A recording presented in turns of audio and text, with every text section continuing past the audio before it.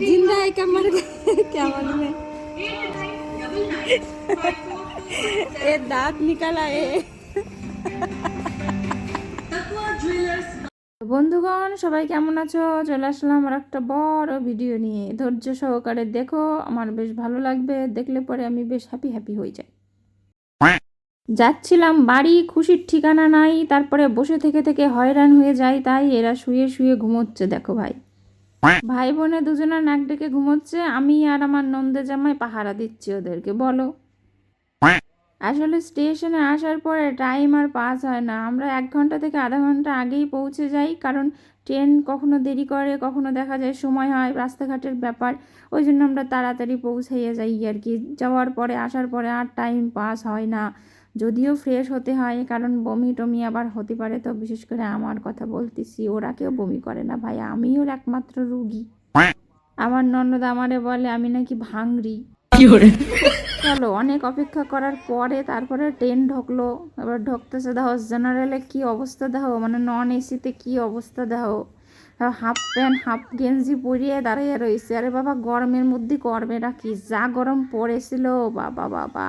ওরে বাবা, যারা ভোট দিতে গেছে তারা খুব ভালো করে জানে যে কি গরম। আর এইদিকে দেখো লাগেজ মাথায় হাতে, মোট কথা একটা শরীরের মধ্যে যত জায়গা আছে কোনো জায়গার খালি রাখা যাবে না বাপু, সব জায়গায় ব্যাগ নিতে হবে।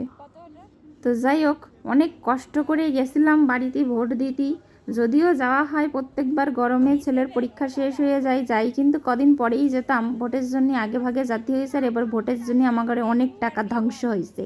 কিন্তু সরকার অন্নপূর্ণা ভাণ্ডার এখনও আমারই দেয় নাই, না দিলে আমি নারাজ টু হয়ে যাব।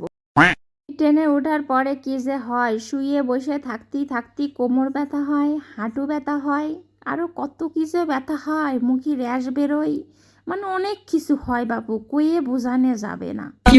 মানে এমন একটা ব্যাপার, তোমার ঘুম না পালেও তোমার শুয়ে থাকতে হবে, বোঝো, তোমার শুয়ে থাকতে হবে, সারাদিন তোমার শুয়ে থাকতে হবে। হাগা মুতা পালি তুমি যাও, আর না হলে শুয়ে থাও। যদি মনে করো যে কোমর অতিরিক্ত ব্যথা করতেছে, তাহলে একটু মর্নিং ওয়াক করতে পারো, ইভিনিং ওয়াক করতে পারো, হ্যাঁ, তারপরে নুন ওয়াক করতে পারো। এবার ওয়াক করতে যায় না, ওই যে ছাঁকুনির ঠেলায় কার যায় কোলে পড়বে, তার কোনো কিন্তু গ্যারান্টি আমি দিতে পারবো না। এর তো ভালো তোমার সিটি, তুমি ঘুমাও, যা ইচ্ছে তাই করো, ওই ওয়াক করতে যাইও না। যত হাঁটা চলা ট্রেনেতে নামিয়ে তারপরে করো বাপু। আমরা থাই হচ্ছে মহারাষ্ট্রে। এবার মহারাষ্ট্রে টু হাওড়া যাচ্ছিলাম, এবার কতটা সময় লাগে বোঝো। এবার ট্রেনেতে নেমে শিয়ালদার উদ্দেশ্যে বাবা দৌড়াতে দৌড়াতে পাওয়া গেল এক হচ্ছে বাংড়ি চুংড়ি ট্যাক্সি। অত রাত্রে আমাদের প্রায় 2:30টার সময় নামাইছে, 2:30 না 2:30টার কমই বাজে তখন নামাইছে। তো শিয়ালদা জাতিতে একটু সময় লাগবে না, যেহেতু রাত, ট্রাফিক জ্যাম ছিল না, তাড়াতাড়ি চলে যেতে পারবো আধা ঘন্টার মধ্যেই। আর তা না হলে ট্রাফিক জ্যাম থাকলে 1.25 ঘন্টা সময় লাগে হাওড়া টু শিয়ালদা, যদি ট্যাক্সিতে যাওয়া হয়। মেট্রোতে কম টাইম লাগে, মেট্রো তো যাই নাই। আর নন্দেজ আমার কাজ দেখপা, কাপাস চাষ হয় যেহেতু মহারাষ্ট্রে, 2খানা বালিশ নিয়ে আসে কাপাসের, হ্যাঁ, এই 2টো বালিশ দিয়ে 4টে বালিশ করবে। তারপরে ব্যাগ ভর্তি করে কদবেল নিয়ে এসে আমারও কয়টা দিছিল গুছাইয়ে, আমি নিয়ে গেছিলাম বাড়িতে খাওয়ার জন্যে। তো বন্ধুগণ সবাই ভালো থাকেন, এই শেষ করলাম, টাটা।